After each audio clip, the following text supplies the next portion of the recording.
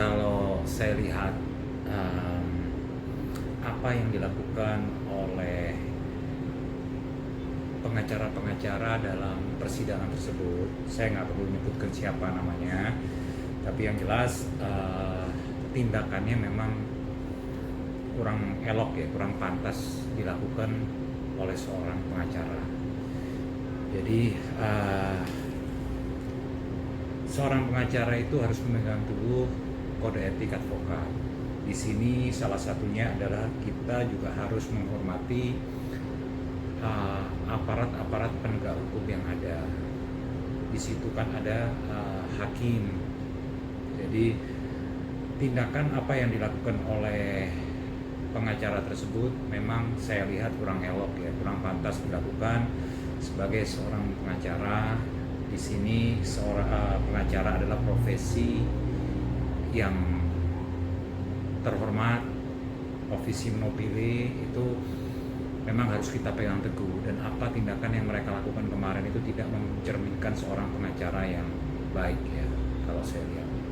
Ya, jadi dalam hal keputusan hakim untuk melakukan sidang tertutup itu saya rasa sudah tepat ya, karena sesuai dengan KUHP di pasal 153 ayat 3 ya, ayat 3 itu jadi persidangan itu wajib untuk dilakukan secara terbuka kecuali dalam hal terdakwanya itu anak-anak ataupun ada hal-hal kesusilaan yang akan dibahas.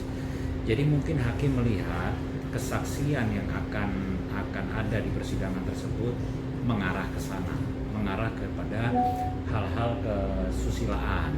Jadi kalau memang sampai diputuskan untuk persidangan dilakukan secara tertutup, itu saya rasa udah wajar ya. Kalau memang ada pembicaraan mengenai kesusilaan, hakim melihat ada pembicaraan mengenai kesusilaan yang akan terjadi gitu ya. Jadi pembicaraan dalam pengadilan itu akan ada pembicaraan tentang kesusilaan. Itulah makanya hakim mengambil keputusan untuk melakukan sidang secara tertutup. Ya. Bang, tapi berarti kalau dari abang sebagai praktisi hukum ya, tentunya menilai pendapat hakim, keputusan hakim yang kemarin untuk tidak menyiarkan hal tersebut ke media itu sudah tepat langkahnya ya, karena itu ya bang ya itu, jadi karena ada pembicaraan mengenai kesusilaan yang tidak pantas untuk diserap publik, mengenai mungkin harkat dan martabat seseorang, makanya diputuskan oleh hakim untuk melakukan sidang secara tertutup. Jadi dalam hal ini hakim sudah, menurut saya sudah melakukan hal yang cukup tepat ya, sangat tepat barangkali. Wajar untuk dilakukan persidangan secara tertutup. Dan kalau saya lihat kemarin Rasman juga tidak menyetujui hal tersebut. Itu dia tidak setuju dengan hal tersebut, itu haknya dia. Jadi seseorang tidak setuju itu haknya dia. Cuman mekanismenya kan bukan membuat kegaduhan. Jadi mekanismenya ada mekanisme, dia mau berkirim surat ke Komisi Yudisial ataupun dia memohon kepada KPN untuk melakukan penggantian hakim, itu haknya dia.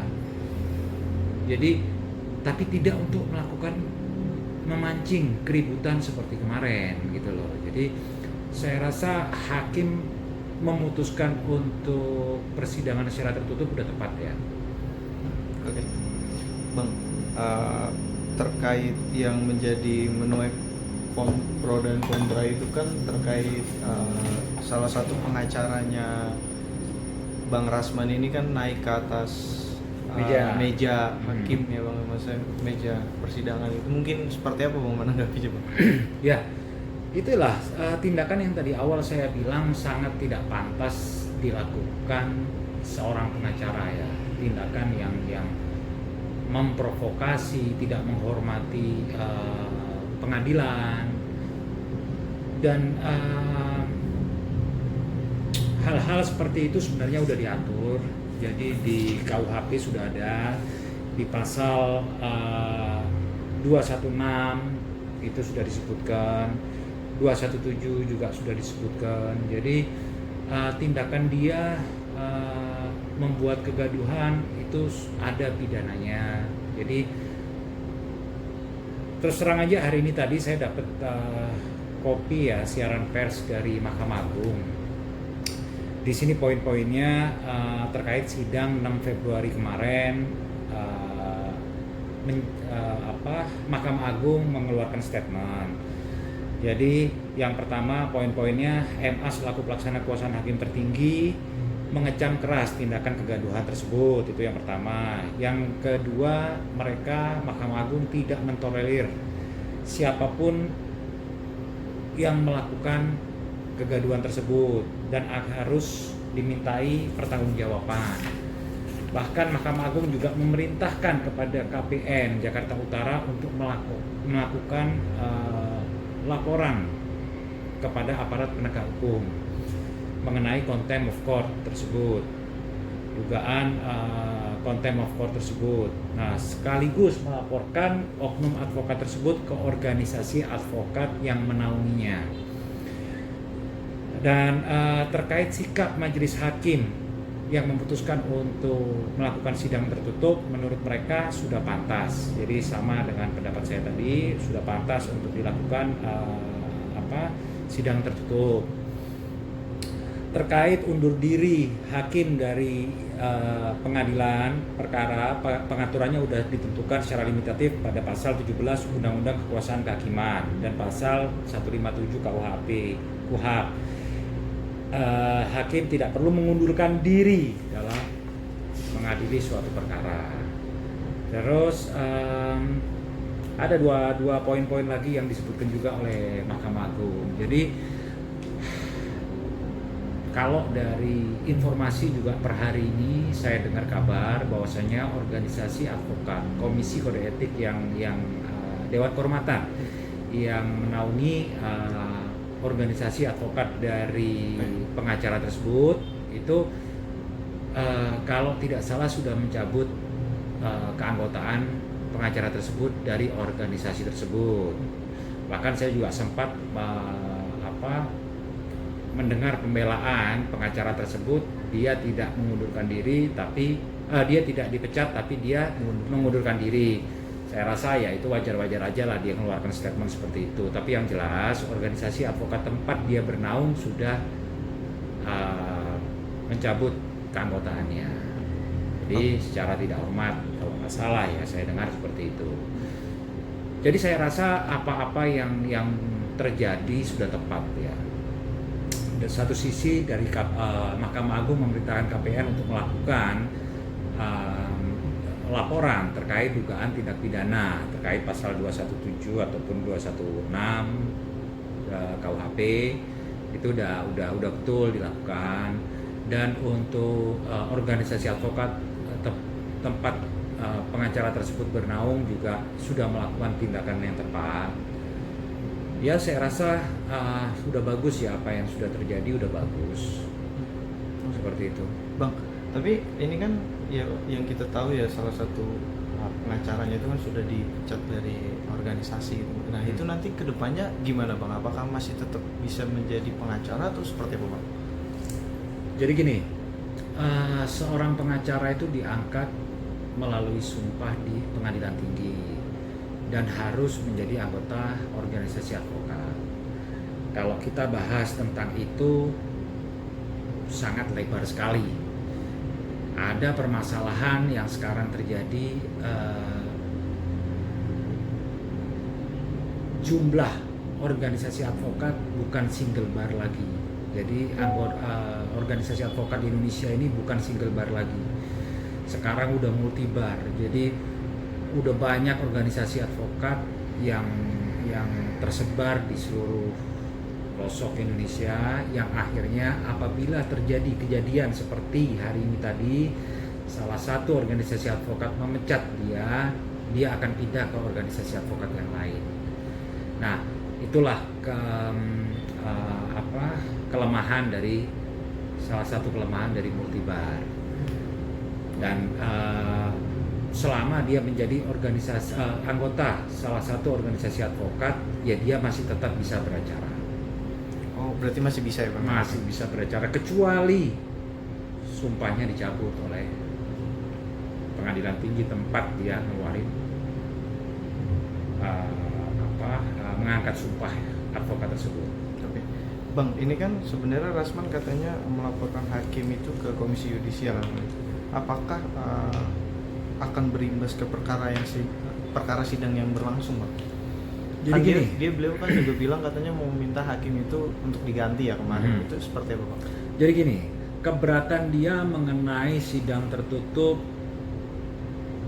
itu haknya dia, haknya Rasman.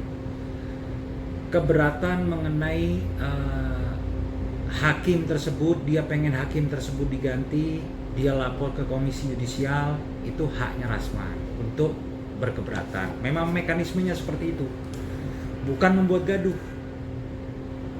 Jadi kalau memang dia keberatan dengan apa isi dari keputusan ataupun ada indikasi tidak ada indikasi keberpihakan hakim nggak adil dalam menentukan membaca suatu perkara, ada indikasi tersebut, dia bisa lapor ke Komisi Yudisial. Nah, dalam hal ini apa yang dilakukan Rasman, kalau yang tadi dibilang bahwasanya dia lapor ke Komisi Yudisial, dia mungkin melakukan lapor ke keberatan kepada KPN, itu udah betul, langkahnya memang harus seperti itu, bukan membuat gaduh seperti kemarin. Kalau memprovokasi, membuat gaduh ataupun teriak-teriak di pengadilan, itu saya rasa bukan cermin seorang pengacara yang profesional, yang udah senior lah. Saya rasa seperti itu. Bang, mungkin terakhir nih, Bang, kalau dari Abang mungkin ada pesan nggak untuk para advokat lain gitu supaya mungkin tidak mengulangi hal yang serupa lagi? Itu kan maksudnya mencerminkan hal yang tidak baik gitu dalam dunia advokat. Ya, jadi harapan saya kepada seluruh advokat di Indonesia, kita harus saling menjaga marwah, terutama marwah diri kita sendiri, marwah dari advokat itu sendiri.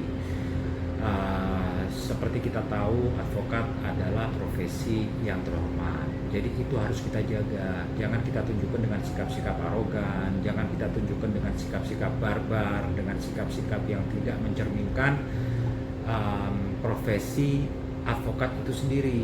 Jadi kita kan punya ada kode etik, itu yang harus kita junjung tinggi. Jangan kita mencontohkan, terutama untuk advokat yang senior, jangan mencontohkan tindakan-tindakan yang jelek kepada para junior. Apa yang kita lakukan di persidangan ataupun di lapangan ataupun dalam pekerjaan itu akan menjadi contoh advokat-advokat yang muda-muda.